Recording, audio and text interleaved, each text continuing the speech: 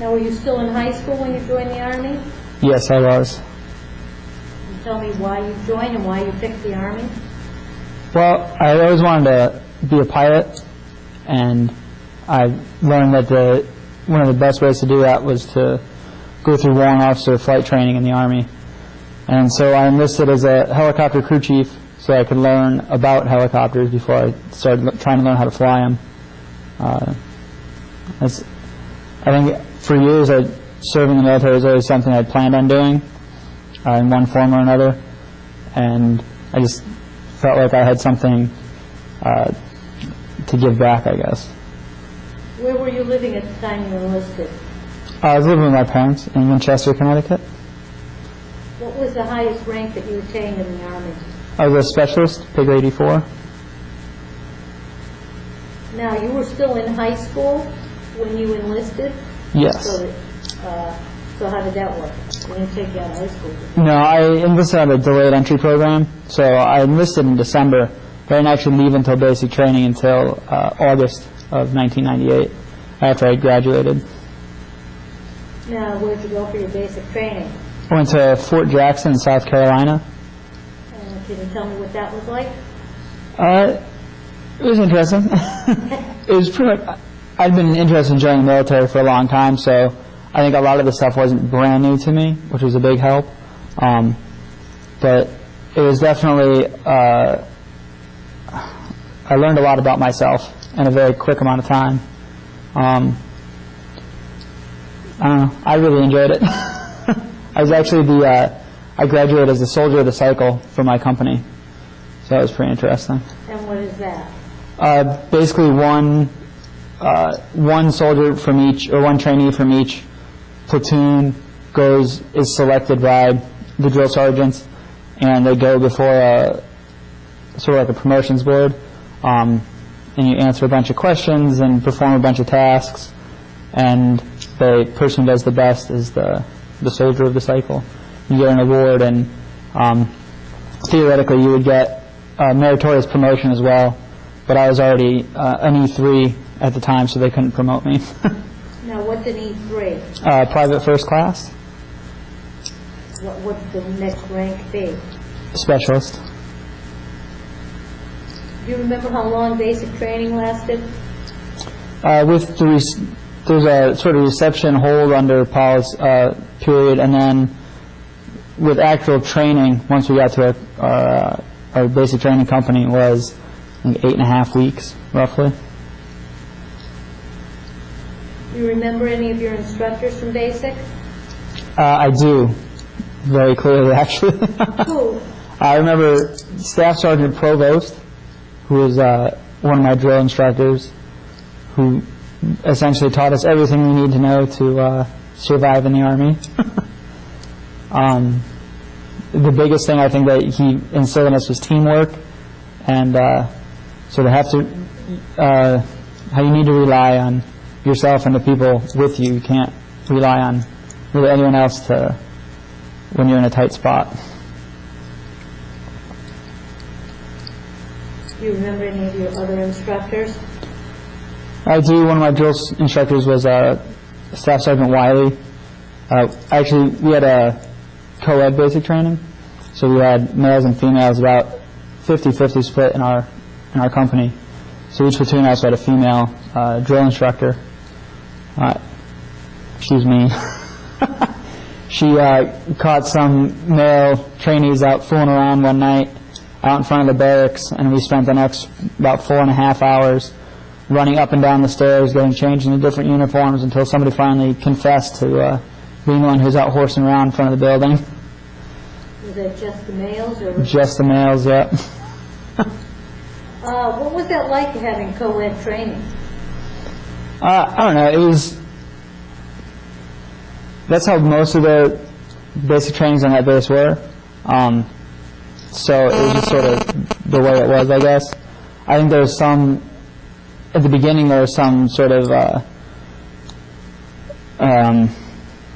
apprehension about having females in our basic training platoon, but they all did as good or better than the rest of us, so it really breaks it down to it didn't matter what color you were, or what gender you were, or any of that. All that mattered was whether or not you could do the tasks.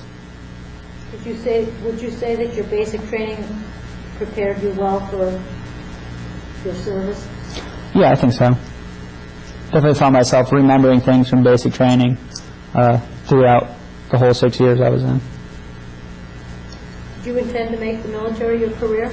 I did. Originally, I planned to apply for warrant officer flight school during the first couple of years of my enlistment. Unfortunately, I got injured and was unable to take a standard PT test any longer, so I couldn't apply to flight school. Where did you go after your basic training at Fort Jackson?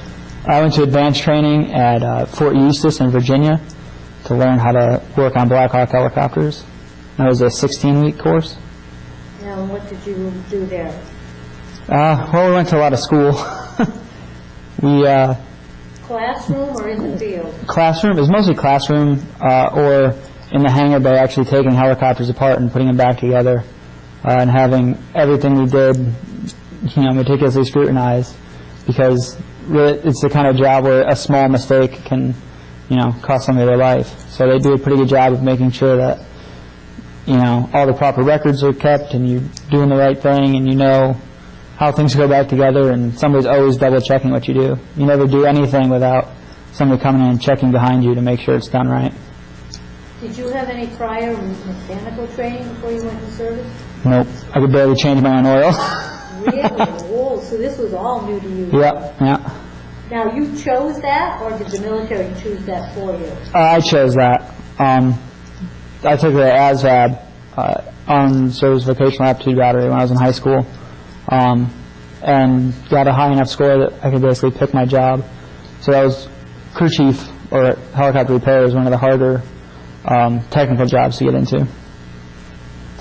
So how did you like that 16-week training? It was pretty good. I was actually on a night schedule, so I really only saw the other people in my class. There was I think there was 20 people in my class, and then there was 2 or 3 other classes on the same schedule. So everyone was already gone. We'd wake up in the morning. We'd come back from classes at about midnight and go right to bed. Everyone else was already asleep, so it was kind of nice. So how many hours did you work? We'd get up around 9, 10 o'clock for morning PT and breakfast, and then we'd be back in the barracks. We'd get out of class at midnight and walk back to the barracks. Did you have any downtime?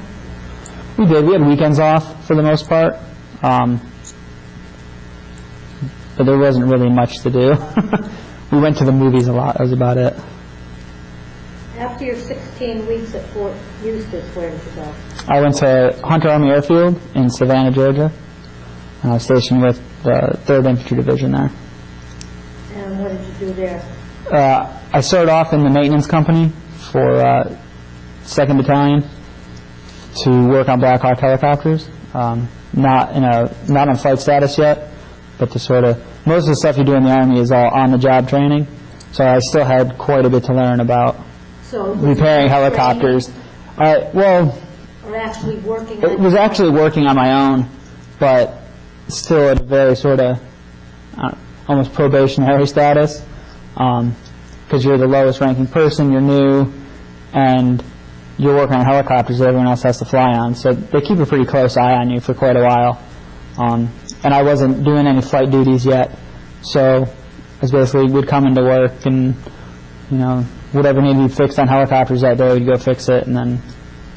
Can you tell me anything about the Black Hawk helicopter?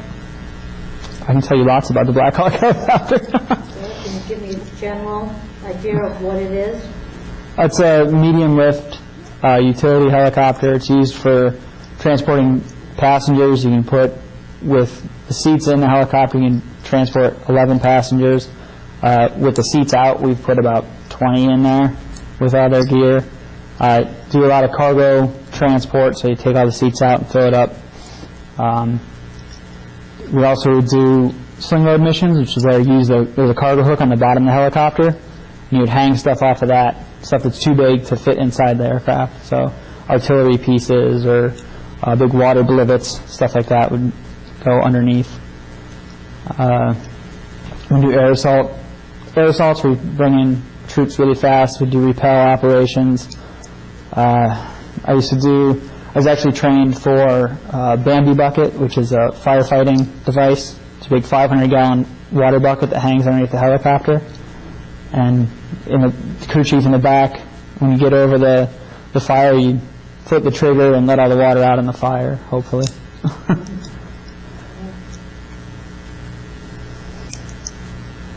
When you were training at Hunter, was it just Black Hawk helicopters, or were you trained in other aircraft?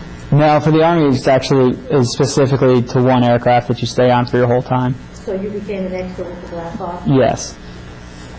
There is some instances where you would cross-train on something else, but for the most part, you stay on one bird. How long were you at Hunter? I was at Hunter until March of 2001.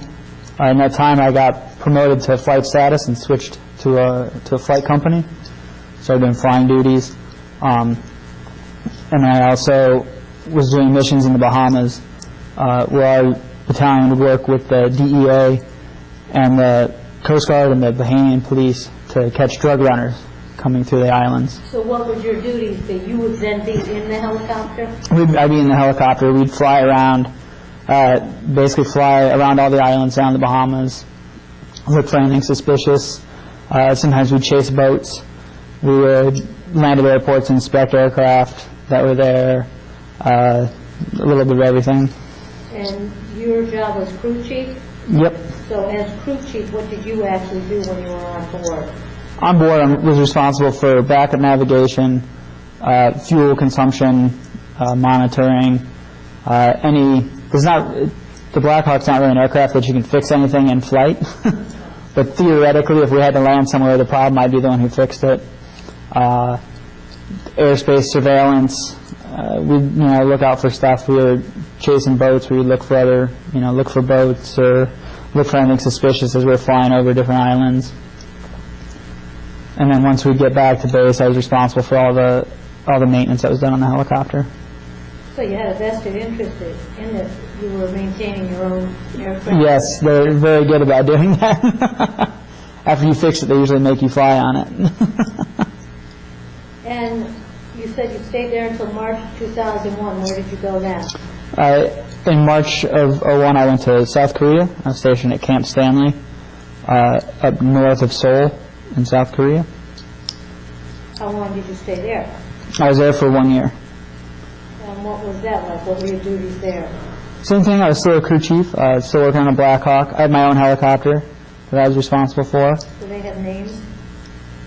They don't, not typically. They all have tail numbers though. So I still remember all the tail numbers of my helicopters.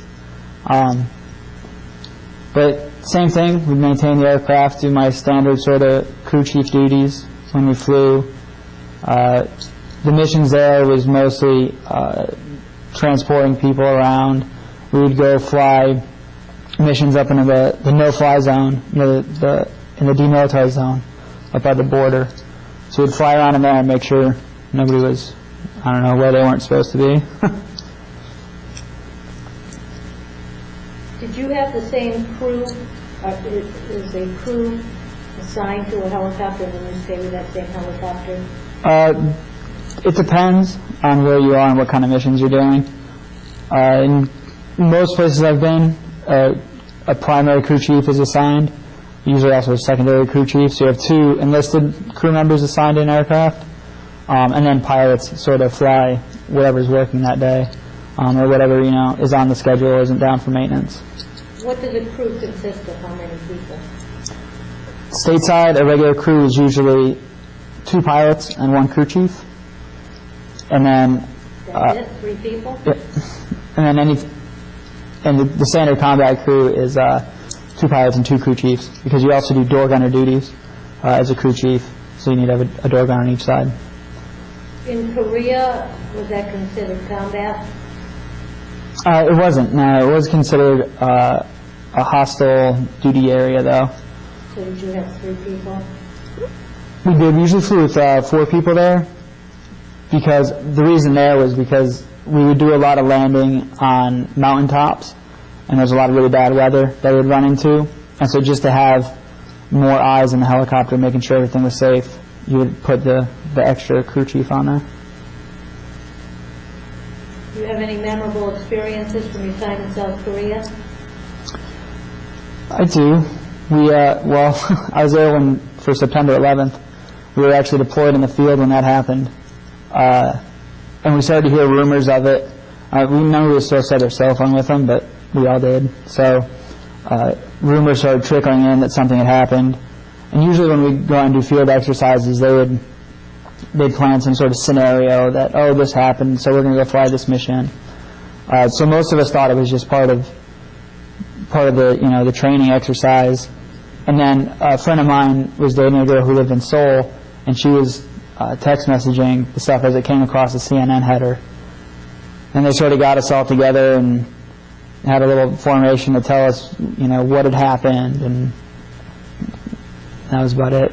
A couple of people who had family in New York City were able to call home. I tried to call. I took out my cell phone and called home. Managed to get a hold of my parents and talk to them, but still didn't know. Really had no idea what was really going on. We stayed in the field for another 4 days, I believe. And so the first time we saw anything about it was we were watching the news, almost a week later.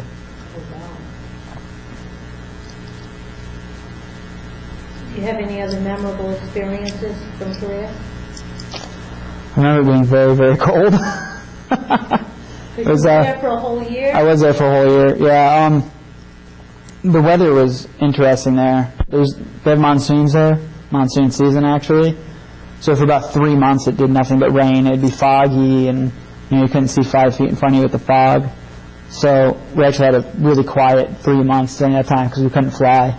And then winter was just bitterly, bitterly cold. I was out on a gunnery, getting qualified for door gunnery, or requalified.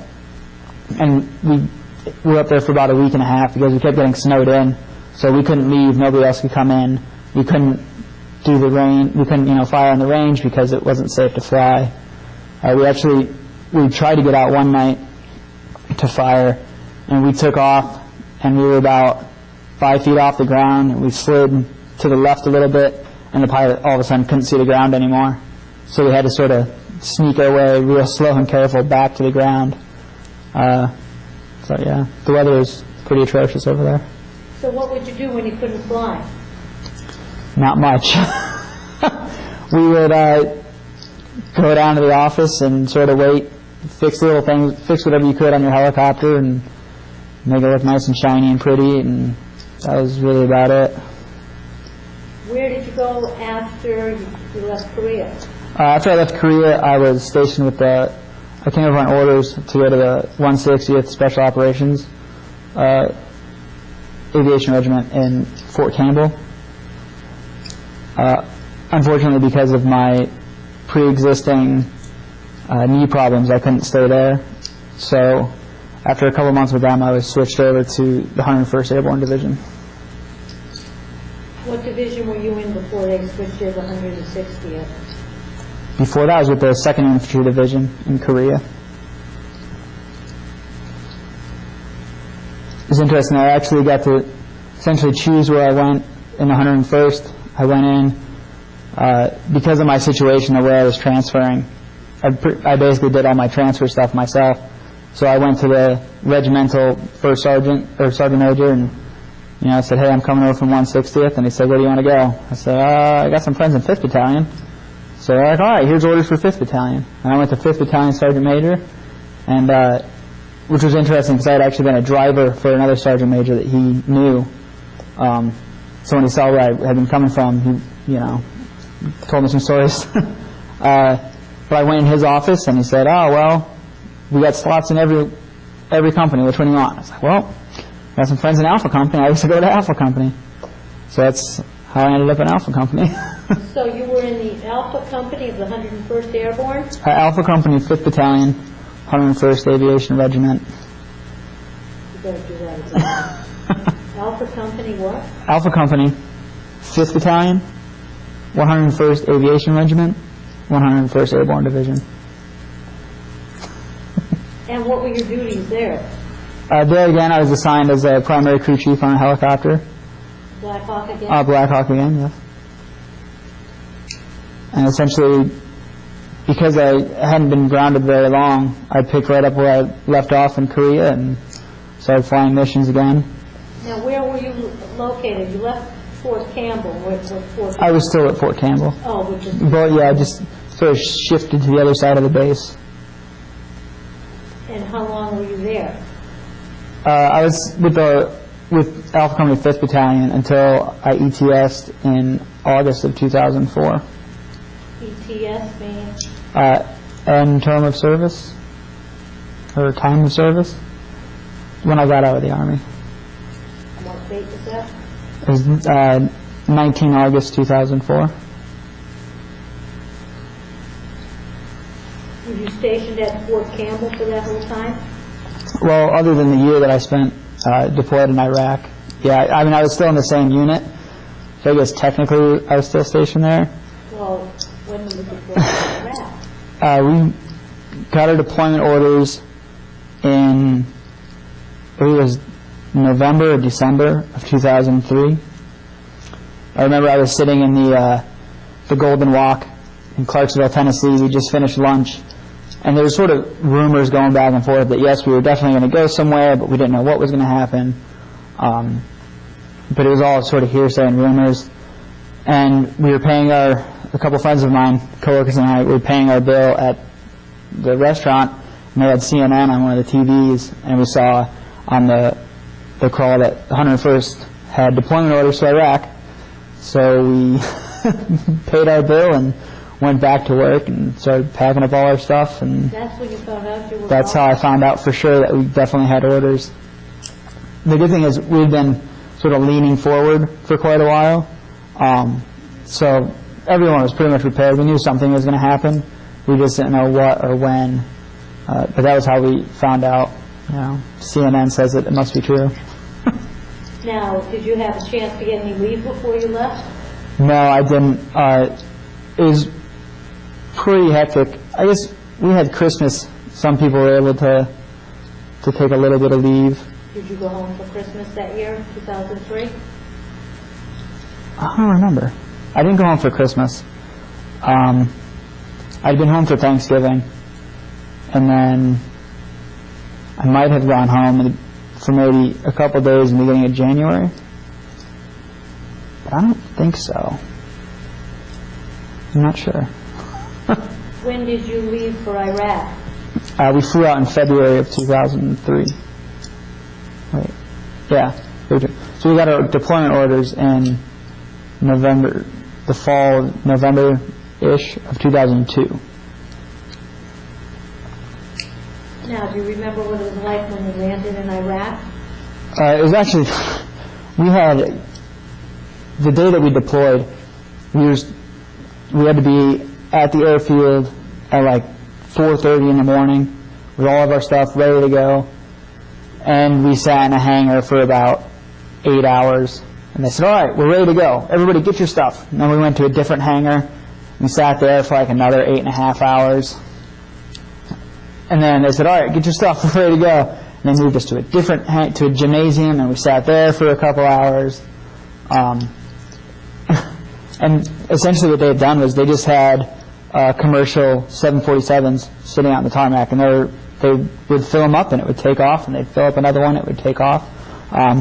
So we were waiting for that, and I thought it was kind of funny because there was a last-minute addition to our aircraft, and they didn't have ammunition for all their troops to go underneath the aircraft. And this person was convinced that we were going to walk off the airplane firing our guns in Kuwait, which most of us knew just wasn't the case. But we finally did get on the airplane about, I think it was almost 2 o'clock in the morning. And then we actually landed in Amsterdam, stopped to get gas. And some of us were able to get off the airplane. But they had us sort of cordoned off in this one little gate area. And we all got back on the plane and flew the next couple hours. So you didn't actually even leave the airport? No, we didn't even leave really the gate. So, but then we took off from there in Kuwait. And I was actually, somehow I was in a group that was a little ahead of the rest of my company. So about, I don't know, maybe 15 or 20 of us, they had a whole bunch of tents set up, and we sat there in the tent for probably about 8, 12 hours, just waiting for everybody else to show up so we'd know what to do. Now, are you still with the Alpha Company? Yep, yeah, I stayed with Alpha Company for the entire time. Yep. So, after you waited in the tent at Kuwait, where did you go? You waited until all your guys caught up? Well, everybody finally caught up, and they moved us to a place called Camp Victory in Kuwait. How long did you stay there? Maybe 2 weeks. And what did you do? Really nothing. What had happened was we actually showed up about 2 weeks ahead of when we were originally scheduled to. So we were still waiting for all of our helicopters to come over. They had been put on boats. We had flown them all to Florida, and you fold the rotor blades and shrink wrap them, and you put them on boats, and they came over on boats. So we were essentially sitting there waiting for our helicopters to show up. So we hung out in the desert, got acclimatized, learned about sandstorms, and ate MREs.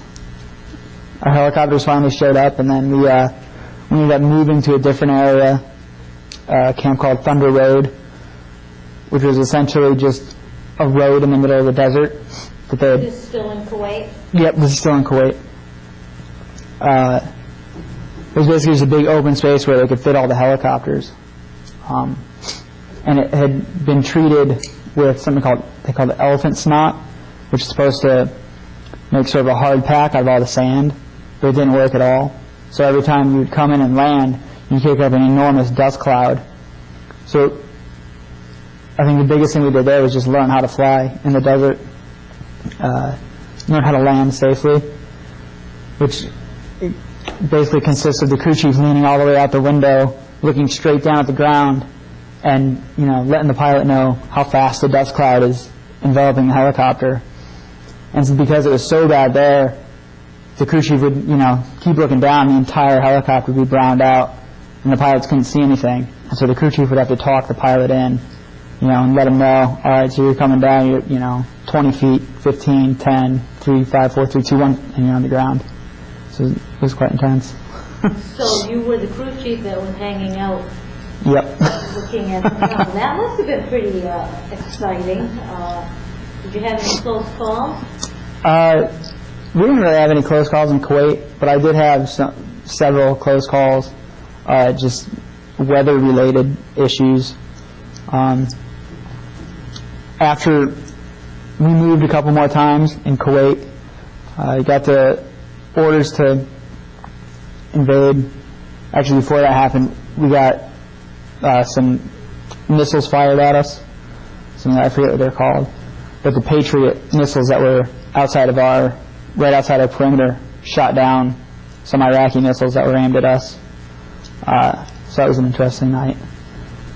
And then, like I said, we crossed the border, and we would fly a mission and drop off troops somewhere, and they would give us just a place to go land.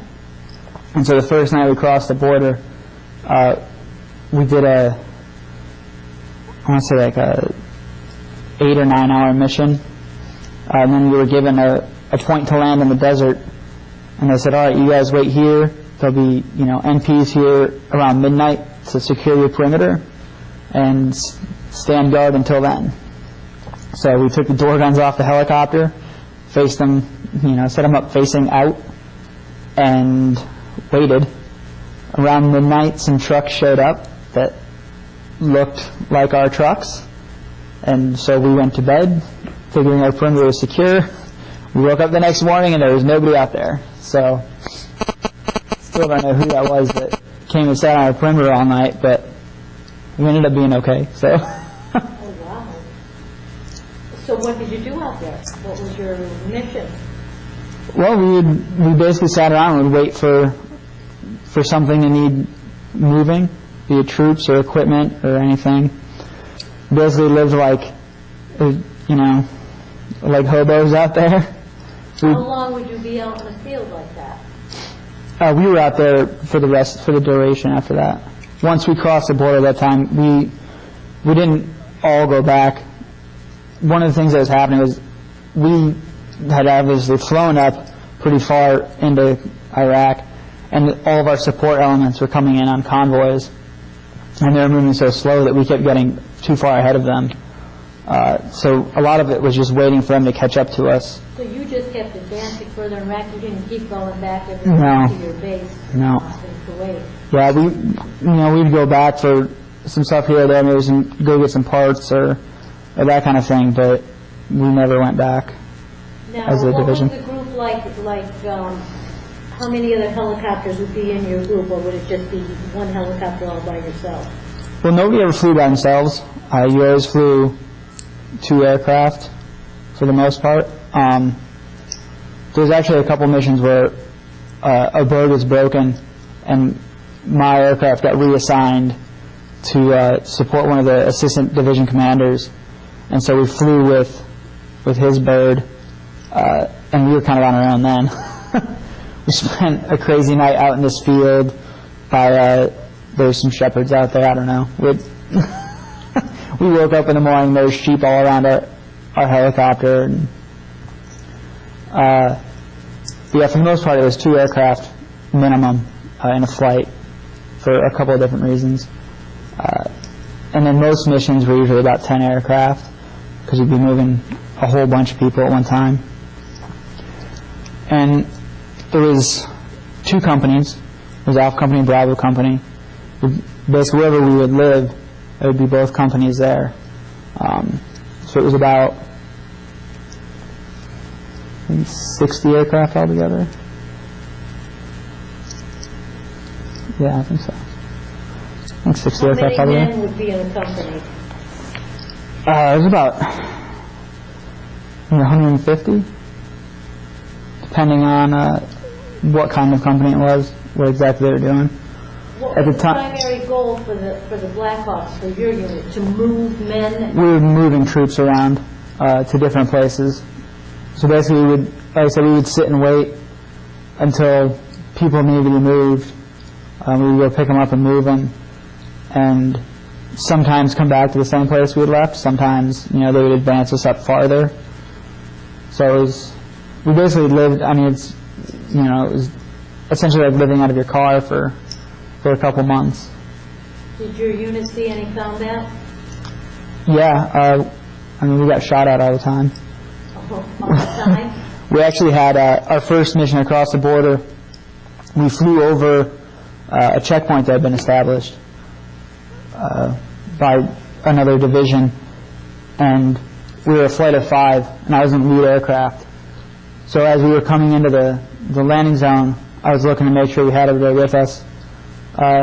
And as we were flying over the checkpoint, right under chalk, I think it was 2 or 3, a car bomb went off. So I looked back and all I saw was a huge explosion. Had no idea what was going on. We landed, dropped off our troops, took back off, and I was, part of my job was to count and make sure we had everybody, so I could let my pilot know. And I only counted 4 helicopters.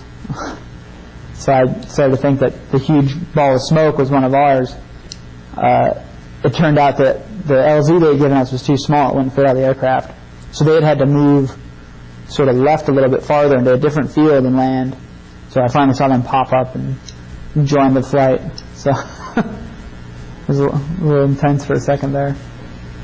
But, pretty much every time we'd go out, somebody would shoot at us, whether at night you could see it a lot easier with the night vision goggles, because we flew all our lights off. So they would sort of just, if somebody heard you, they would sort of shoot in your direction.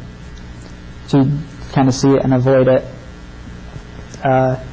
During the day, when we were first there, we'd fly right over towns and stuff, and then we learned that wasn't a good idea because they started shooting RPGs and stuff at us out the, from rooftops or what have you. And because you could never really tell exactly where something came from, you couldn't just sort of indiscriminately open fire on a town. So we started just flying as far away from towns as we could. Yeah, so you get, AK-47s or sort of small arms stuff. Every once in a while you'd find they'd have a big, actual piece of anti-aircraft artillery out there, shooting like a 50 caliber bullet. So we'd find those every once in a while. Sometimes they put them on trucks and move them around. They like to hide them in the trees. Were there any casualties in your unit? Not in my company, but our sister company on 7 November lost a bird. Called on Lancer 431. And they got hit with a surface-to-air missile into crit. We were at the time, my battalion was supporting the 4th Infantry Division. So they were down there flying in their area, flying some people around. And at the time their practice was to sort of run the rivers, and they got hit with a surface-to-air missile, and the bird crashed and killed all 4 crew members and 1 passenger. What towns were you flying around, do you know? Basically everywhere. Between our missions we do for our own division up in north, we were mainly out of Missoula, so we'd fly the entire northern area of the country. And I said we'd sort of go back and forth to Crit, and we'd fly for the 4th Infantry Division down in that Sunni Triangle area. So we'd fly all around Baghdad and basically all the cities that were on the news at the time.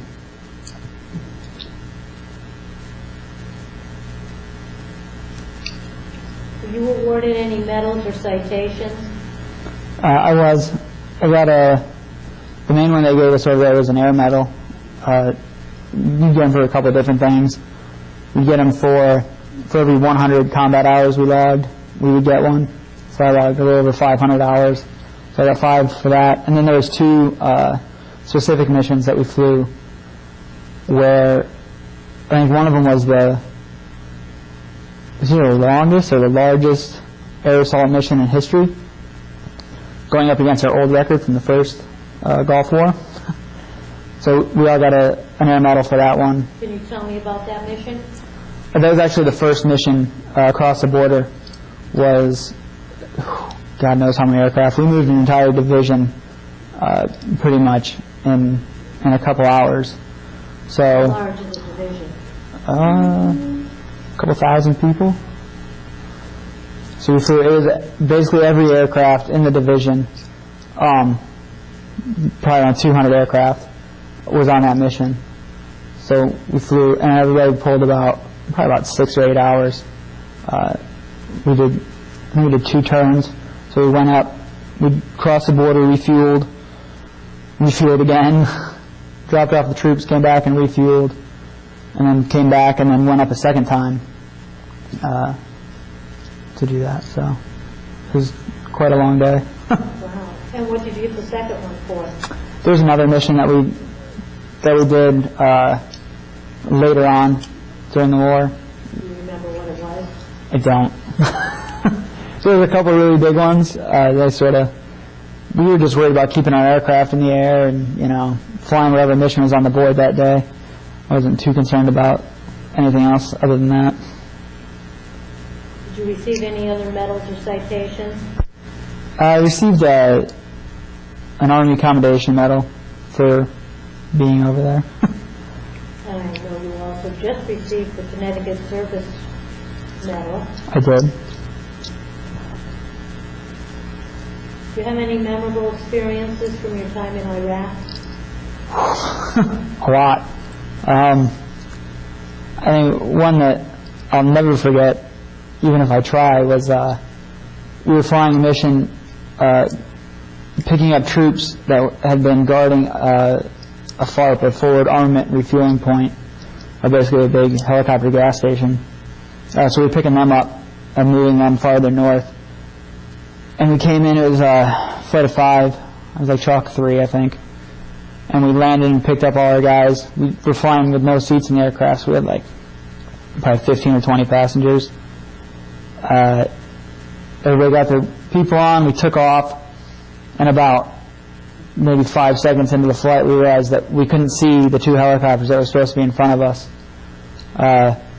Problem is, so you couldn't really just pull back and stop because there's 2 helicopters behind you too who probably couldn't see you.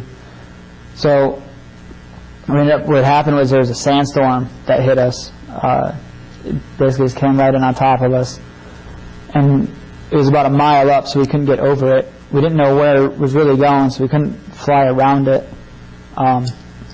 So we had to try and land sort of where we were.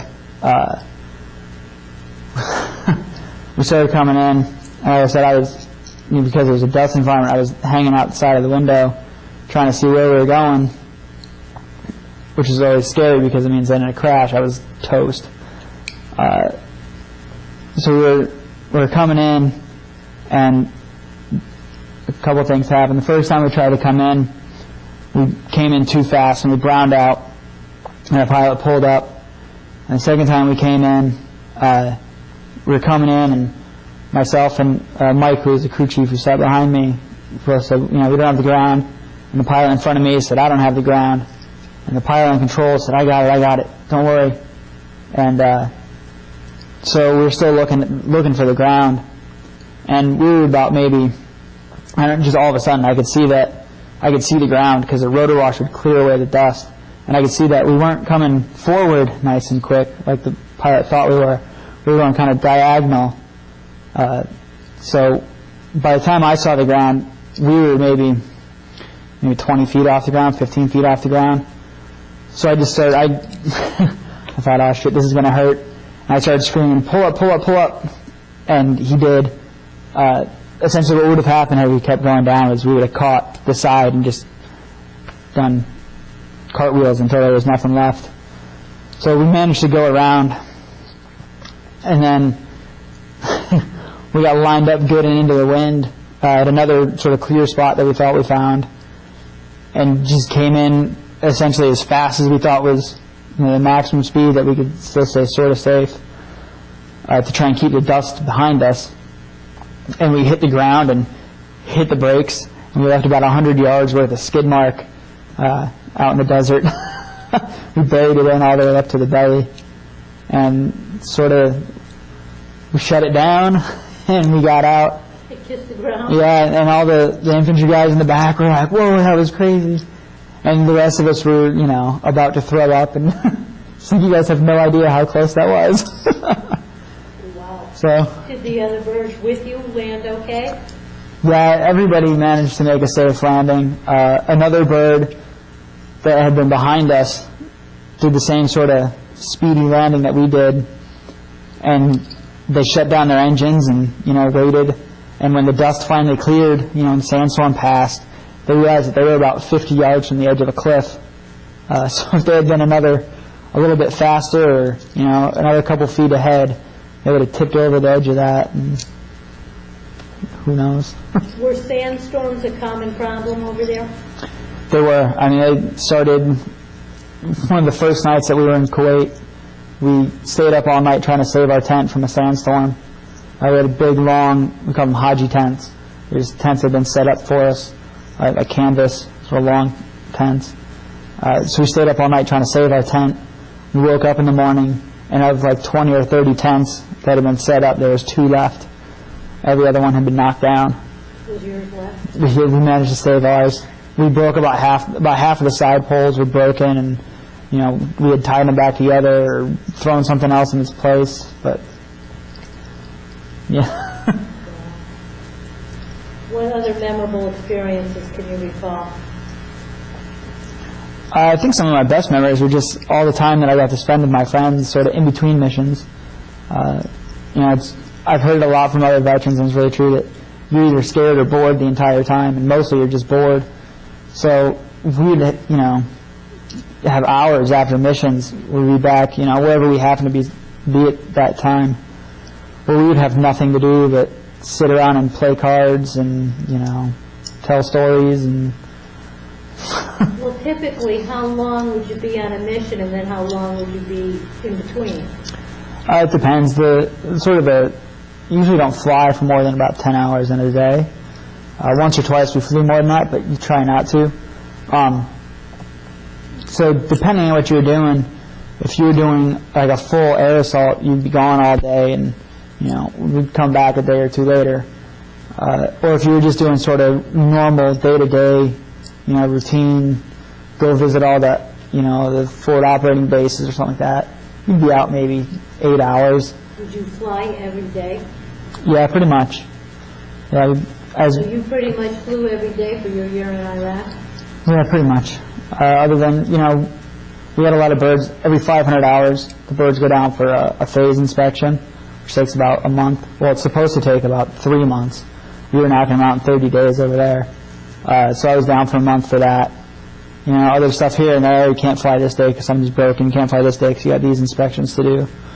But I never missed a mission because of the broken aircraft. So basically every time I was supposed to fly, we went. And you were a crew chief for the whole time? Yep.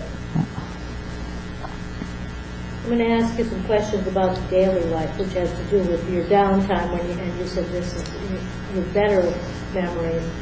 How did you stay in touch with family when you were overseas? I got a lot of letters.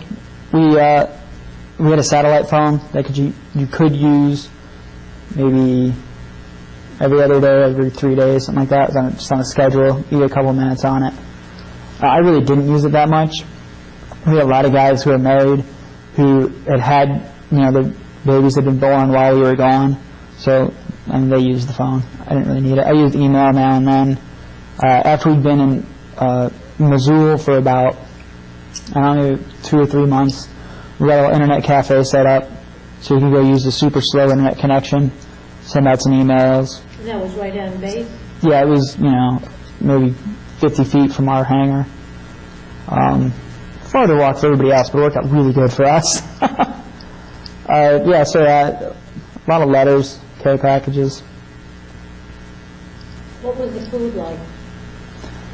For the most part, the food was MREs, which was pretty atrocious. We did have cooks and sort of a mobile kitchen, but that just meant that you had hot MREs in larger portions. It wasn't really good food.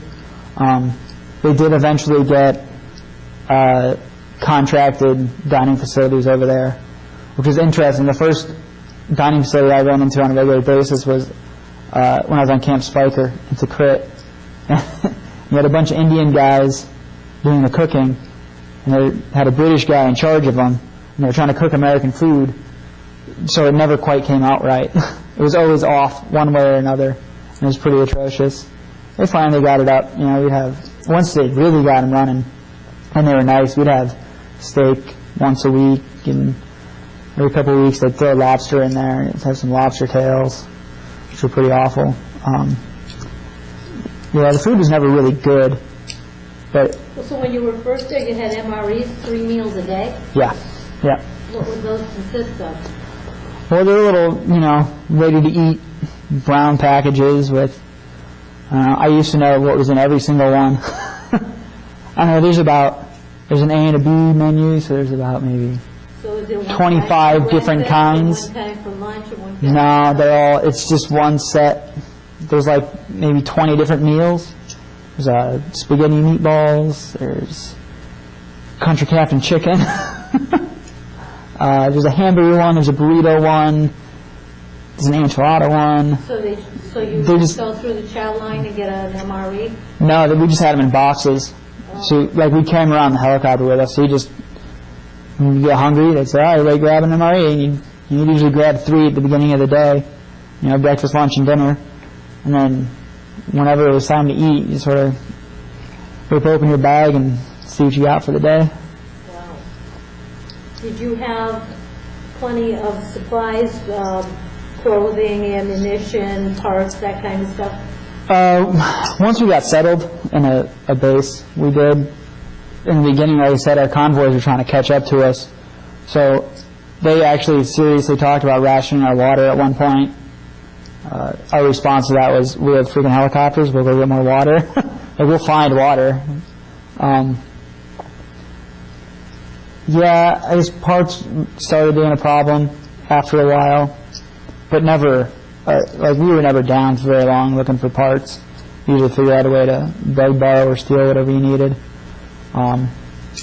Once we started getting care packages, I have a picture of a whole We had like two pieces of plywood set up as a table with just care package stuff. So cookies and books and eye drops and toilet paper and everything you can possibly imagine that people would send over. And then anytime we'd get back to Kuwait, people would send, you can't send any soldier mail.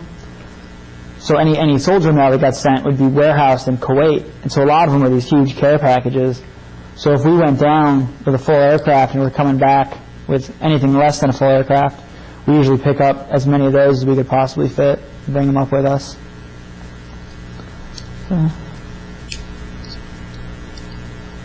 Did you feel any pressure or stress on the job? Yeah. Pretty constantly. I think the biggest pressure for me, especially when we were flying, was that, well, there was two things. One was getting everybody back safe. That was the biggest priority for me. Looking out for bad guys on the ground that were trying to shoot us down. And the second one was to not do anything stupid that would, make my friends and family back home sort of, roll their eyes, or, there's a lot of situations where we'd be flying around and you'd see people in the field and they'd be, everybody pointed at us anyways, but, you're going 200 miles an hour, sometimes it's hard to tell if they're pointing a rifle at you, if they're pointing their finger at you, if they're just holding a stick. I think the closest I came to accidentally shooting somebody over there was, we were flying and there was some guy in his field and he had an irrigation pipe, and it wasn't too long after 431 had been shot down. We couldn't tell what it was. All the pilots I ever flew with said, hey, you're going to see the people first, because we were supposed to ask permission to fire from the pilot in command, because ultimately it's their responsibility, anything that happens. My pilots always told me that, if you think we're in danger, do what you got to do. But there was this one farmer walking through his field with an irrigation pipe, pointed up at us, and I hesitated just a second, and got a second look at it and realized that it wasn't something dangerous. But that guy came pretty close that day. Wow. How did you handle the stress? We talked to each other, we joked around about stuff. The nice thing was, I flew the same crew chief pretty much the entire war. So I had somebody who was there with me every day that I could talk to. Everybody else was going through the same stuff, so, like I said, we joke about it. I'll tell the stories of what happened this day, and we did this, and I saw the craziest thing. So, let's sit around and tell stories. Did you do anything special for good luck? I did, actually. I had a patch that I wore on the back of my helmet, and for some reason I had taken it off and I put a different one on. I think I put my Ghostbusters patch on the back of my helmet, and that was the day we almost crashed. So I took that off and I never did that again. I had a thing I wore on my dog tags that my aunt had sent me that I always wore. I always wore the same set of dog tags. What was it that you had on your dog tag?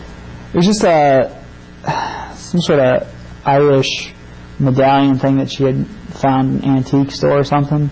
Dad and sent it to me. But it gets to the point where you do something for so long and it's worked so far, so you don't ever, you try not to change anything. So do you still have that medallion? I do, yeah. What did you do for entertainment when you weren't flying?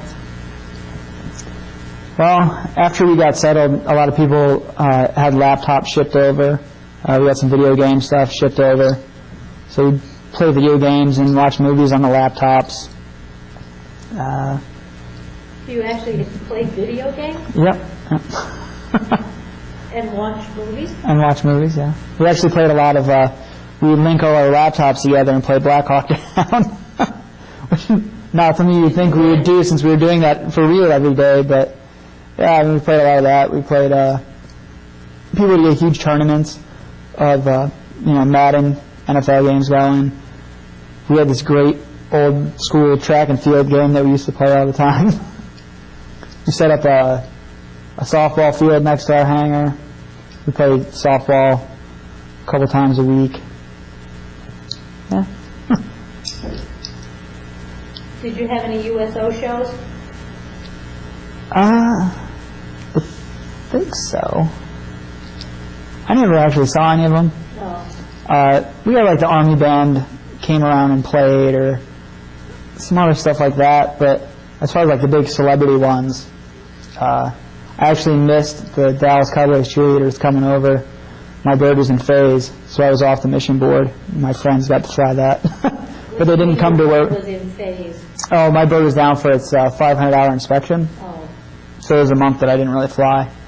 But some other guys got to fly around the cheerleaders, and they went to all the sort of like outposts and kind of skipped right over some of the bigger places where we were.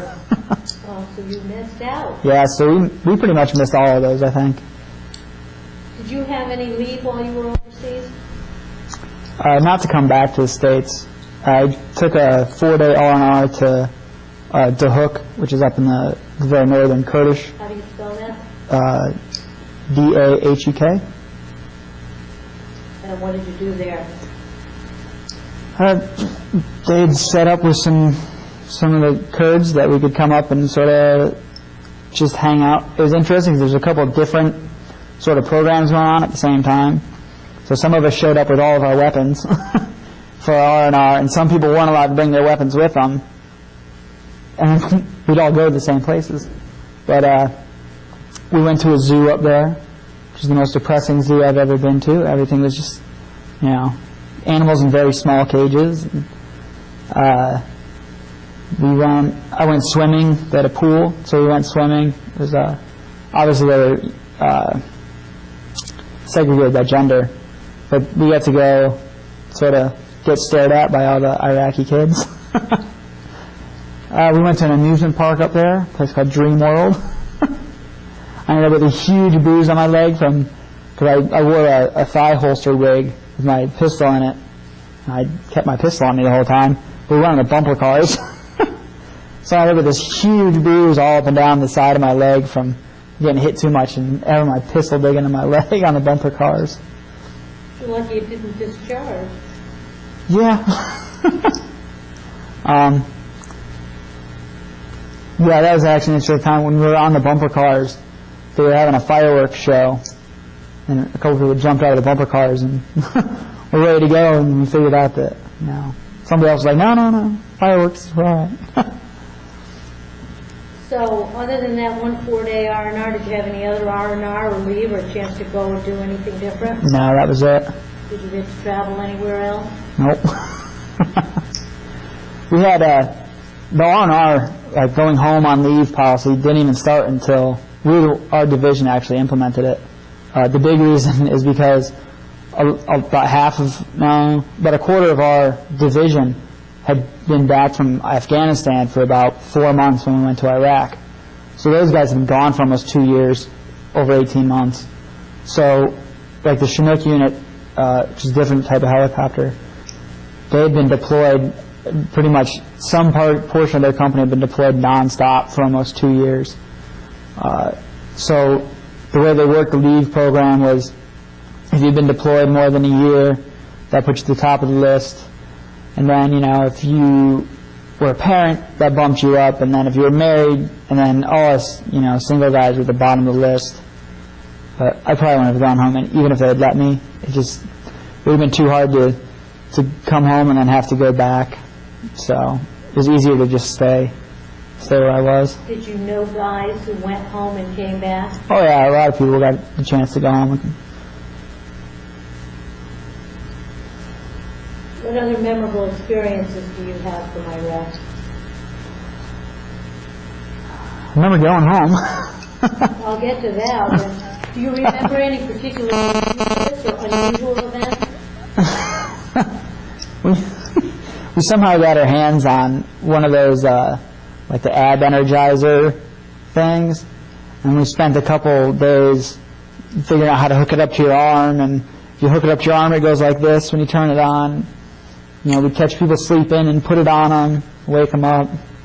It was, stuff like that. Anything else that you can remember?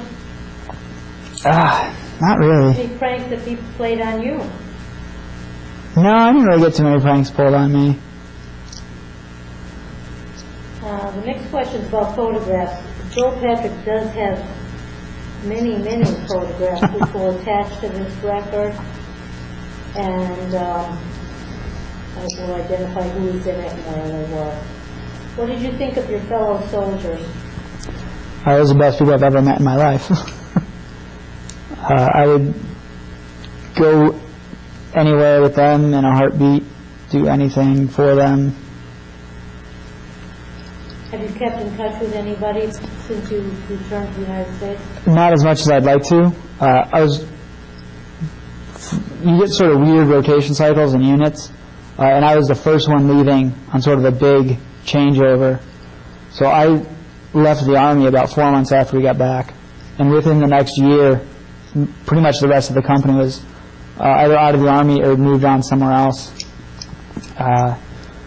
So kind of we all scattered within 6 months of getting back, 6 months to a year. Some people went back on a second tour, but a lot of people got out, and everybody's kind of doing their own thing now. But I managed to keep, we're all on MySpace and Facebook, and just track each other down, and every once in a while shoot off a phone call to somebody, see how they're doing. What did you think of the officers? Most of our officers were phenomenal. We had a couple that were not very useful. I'm going to call any of them outright dangerous, but it's a lot different for aviation and a lot of other parts of the Army, because our company has 50% officers. Most of them are warrant officers, so they're not actually commissioned officers, but essentially the same thing. So you get a much more sort of peer relationship, because once you're on the thing is with the helicopters, once you get in the helicopter, your rank kind of goes out the window, and it's how much experience you have on the bird, how much flight time you have, or what seat you're sitting in, as to whether or not you're in charge. So it's much more, like I said, much more like peers. So, there's the good ones, and there's the bad ones, and some of them thought they were much better pilots than they actually were. Did you keep a personal diary or journal? I didn't, actually, which I often regret now. Looking back, I've written letters to friends. They'll say, "Oh, you wrote me this letter about this or that." Really, I don't even remember that happening. So. Have you managed to get a hold of any of those letters? No. Save them for posterity? I would like to. I think a lot of the stuff, I didn't write a lot of letters. I sent a lot of emails, though. So I think maybe some of those might still be floating around somewhere. Do you recall your last days over in Iraq? I do. We're actually, it was myself and 2 other crews, maybe 3 other crews, that were the last ones out of country for a division. We were hanging around, sort of helping with the handover and to the new guys that were coming in, and getting the last, couple dozen sort of head honchos back down to Kuwait so we could leave. So it was a lot of sitting around and waiting and praying that the aircraft didn't break down, because we were out of parts and sort of on our own. Did you know you were did you know ahead of time when you were leaving? Well, when we first got there, my friend Jason said 365 and a wake up. I mean, he was planning on being there for a year from the jump, so he ended up being right. The rest of us thought, oh, we'll be here, we'll be home by summer. Desert summers suck, they wouldn't keep us there for that.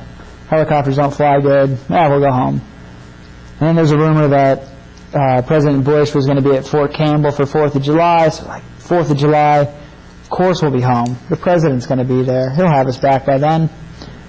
And then it was, we'll be here for 6 months, we'll be home by the end of the summer. And then after 6 months came and went, we just sort of gave up and we're here till we're here. We're here till we go, and I'm not going to worry about it any more than that. So we never really had any idea. I mean, like I said, there's rumors, but we could have been over there another 6 months, another year. At that point, who knew? So how much notice did you have when you did finally leave? The big key that we were leaving was somebody came in to replace us. So a company from, a striker brigade from Fort Lewis came in, and then a company of Blackhawks from the 10th Mountain Division came in to take over for us. And that's, I mean, once, the new guys are there, it's time to leave. And so they were there for probably a month and a half before we actually left. So what was that month and a half or so? What were you doing? Oh, still really wasn't any different. Then you guys were there and the new guys were there, so who was playing the missions? Both of us. The missions were just ended up being split, and you'd fly. Everything was 2 aircraft, so it'd be one of ours and one of theirs, sort of a standard kind of handover, changeover policy. Was this for them to learn? For them, yeah, for them to learn where everything was and, what the conditions were, and for our pilots who've been over there for a year to show these guys how everything needs to be done. Yeah, it really wasn't that much different. It was a lot of packing stuff up, and we get all our stuff inspected, make sure we weren't bringing home any contraband. We had to clean everything to make sure we weren't bringing home any sand. We sent the convoys back. They drove back to Kuwait, and then finally the helicopters flew out and went back. And then we were in Kuwait for about maybe a week or 2, maybe 3 before we left. What did you do for that period of time? We washed stuff. Everything has to go through this insane Department of Agriculture inspection to make sure you're not bringing back any, critters or bacteria or anything in your stuff. So it took about maybe 20 hours total per aircraft to get them really good and washed and all the sand out of them and all the grease off of them. And they were completely bone dry and sparkly by the time we were done. And we'd fold them and shrink wrap them and put them back on the boat. And then essentially you'd go back to the place we were staying in Kuwait and wait for everybody else to do the same thing. So there's a lot of waiting around. Now, you're 3 weeks in Kuwait. At that base, did you have regular food and dining hall? Yeah, they had a dining hall set up there. It was 3 meals a day? Yep. Yeah. It's kind of interesting because we ran into a group from another division that was replacing us, and we were like, we're back in Kuwait. We didn't have helmets. Body armor was put away. We was cruising around, and all these guys were carrying, every weapon that ever been issued with them, and full body armor with the shock plate and helmets and gas masks. And we were like, what are you guys doing? They're like, we're getting ready. Oh, okay. Good luck with that. Now, but then, there was a lot of controversy about the body armor and having the appropriate equipment. Did you have enough body armor and the armament that you needed? No. We had the setup for flying is different. We had specially designed aircrew body armor, it's just designed different. It's designed to take one larger caliber round, but not really anything after that. And it's so we had that. And in the beginning of the war, we had these huge steel sheets that went in the floor and along some of the walls, called bass blankets. They were theoretically supposed to stop bullets, but they were just too damn heavy and we had to take them out. So we were flying around, tin can basically for most of the time we were there. Did you have any medical problems while you were over in Kuwait No. or Iraq? No. It was pretty safe the whole time I was there. Did you have field hospital or anything like that? What about sicknesses? We had a flight surgeon with us. I don't think there's anything really on our base. There's maybe where the main headquarters was. There was a CASH, a combat something hospital, surgical hospital. So people would go there. If you went all the way down to Baghdad, there was a full dental facility and stuff. We actually had one of our guys got almost every tooth in his head replaced while we were over there. Just because it needed to be done, and they sent him over without doing it first. So while we were in Iraq, he was, every couple of weeks, we'd fly him down to Baghdad, and he'd get some new teeth put in, and fly him back up to Mosul. Now, you said that originally you had wanted to be a pilot. Why did that not happen? Because I messed up my knees, so I couldn't do the running portion. I had a permanent profile, so I did an alternate event for my PT test. So because I wasn't doing the regular PT test, I couldn't apply to flight school. Was that a disappointment to you? It was, but you know, stuff happens, so you deal with what you're given. Now, after your 3 weeks in Kuwait, did you know actually which day you were leaving to go home? I don't remember. We had sort of a rough idea, but at that point, I think one of the biggest problems was once you sort of start getting ready to go home, is people start to think more about going home than what they're supposed to be doing. So I did my absolute best to not even think about it at all. And we sort of got to the point that, you know, I'll believe we're going home when we land in the States. Until then, anything's up for grabs. I had some friends who were putting their stuff on the boat and got called back and had to unfold all their stuff and go back into Iraq. So we were prepared for the worst. When did you actually realize you were on the way home? When I landed in New Jersey. Did you come back on a commercial flight, like you went over? We did. We actually we flew out of Kuwait International Airport on a 747. Again, you know, commercial pilots, commercial aircraft over there flying us back and forth. And did the crazy Kabul spiral, so the plane takes off and then climbs as fast as it possibly can, going in circles to stay sort of inside the safe perimeter of the airfield, so it can't get shot down. So we did that, and then... Can they get commercial pilots to do that? Most of them, I'd say probably 90% of the pilots that flew those ships were prior service military. So we actually had the aircraft we came back on had a former Army pilot, a former Navy pilot, and a former Air Force pilot all up in the cockpit. So, yeah, so they knew what they were doing at least.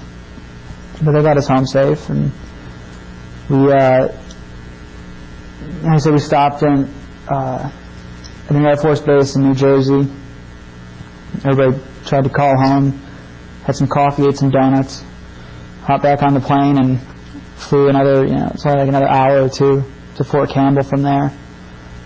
Got off the plane, and everyone's family and husbands and wives and kids were all sitting there. I think one of the hardest things for everybody getting off the plane was one of the crew chiefs who was on 431. His father and his daughter were there. He had a baby girl, she's like maybe 18, 20 months old, and they greeted us when we came off the airplane to welcome us back. And that really, put a lot in perspective for everyone. Then how long did you stay at Fort Campbell? I was at Fort Campbell for another, so that was in February. So that was February of what year? Of 04. And that's when you came home? Yep. Then did you stay at Fort Campbell? I stayed at Fort Campbell until I was discharged in August. And what did you do between February and August? Not too much, honestly. We had, just like we had to wait for the helicopters to get to Iraq, we had to wait for them to get back. So that was a couple weeks. And then, we sort of jumped right back into put everything together, get it flying. All the aircraft had to go through a pretty substantial, almost a rebuild because of all the damage. Not really damage, but just from the normal stresses of flying in the desert. So they had to be pretty much completely stripped and taken apart and got all the rest of the sand that we had missed out and then put back together. So we really didn't have too many aircraft for a while, and I was getting ready to leave, so I kind of just got all my stuff in order for the next, 2 months. I ended up taking almost a month of leave before I got out. Did you go home on that leave? Well, I just left early. Oh. It's called terminal leave. So you just sort of push everything back a month, and then, you end up getting your discharge paper in the mail. How did it feel being back at Fort Campbell, working on Blackhawks after being overseas, flying them in missions? Well, we all kind of joked about everything because, when you would go to the training sites stateside, you go to Fort Irwin, California, or down to Fort Polk, Louisiana, and then you do all this, crazy stuff. You got to drive your lights off. You got to do this. You got to do that. You can't do this. Can't do that. We're like, that thing's gonna be a breeze now. Like, you got to drive your lights off. Like, nah, we didn't in Baghdad. Why do you got to do it here? You got to land your helicopters this way. No, we don't. So it was. At the same time, it was kind of really boring. When you used to screaming along, 20 feet off the ground, like we were at the beginning of the war.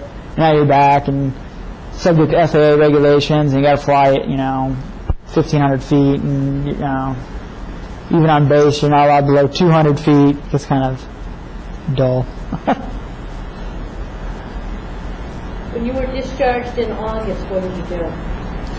I came back to Connecticut and started about 8 days later. Started classes at CCSU. Had you planned on that ahead of time? How come that happened so quickly? I was actually applying to school while I was in Iraq. Really? Yeah. So I was writing my admissions essay, and my parents were helping me getting together my high school records and sending all that stuff in. Now you're a student at CCSU right now? I am. I'm a senior. I have another about year left to go to get my Bachelor's of Science in Education and History. So you're going to teach history? I am. I want to teach high school history. So you'll be able to talk about a lot of the history that you helped to make. I've had a lot of opportunities both in some of my college courses and in some of the high school and middle school classes I observe to talk to students about my experience. Is your education supported by the GI Bill? It is. Yep. It covers about half of what I need. So fortunately Connecticut has a tuition waiver as well, so that covers about the other half. Now, have you had any reunions or get-togethers with your former friends? I haven't. I came close to running into a friend. He was actually from the Seattle area, and I was out in Seattle visiting family. And I was talking to his wife back and forth on email and, talking on the phone. And the day that we would have both been in the same sort of general area, his phone wasn't working, so I couldn't get a hold of him. And I left the next day, so it was the closest I've gotten so far. Have you joined any veterans organizations since you've been discharged? I have. I joined the VFW. Actually, I joined the VFW right after I got back from Iraq. And I've joined the veterans group here at school.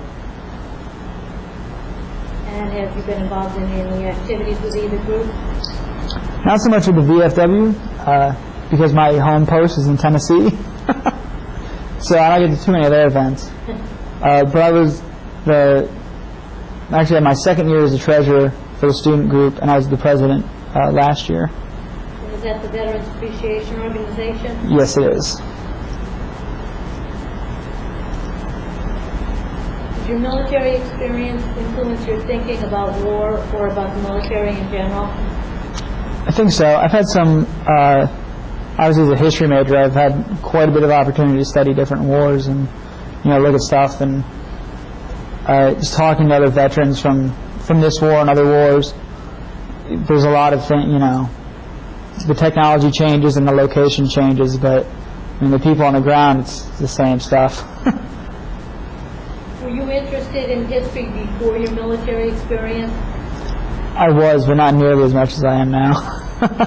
I see a much more personal, when I read the stories now, I see a much more personal aspect to it than is really there in the textbooks. How did your military service and experiences affect your life? I think mostly for the positive. I've been affected. You know, I get to go to school, and carrying 18 credits a semester at school is nothing compared to, you know, what I've had to do in the past. So I think that way it's prepared me for a lot of stuff. You know, lots of experiences that I've had that, you know, obviously I wouldn't have had otherwise.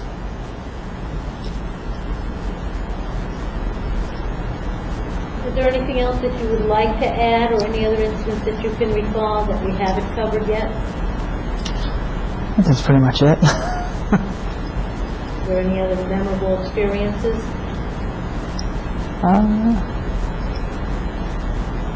You think of it after the I'm sure I'm thinking about 6 hours worth of stuff to talk about.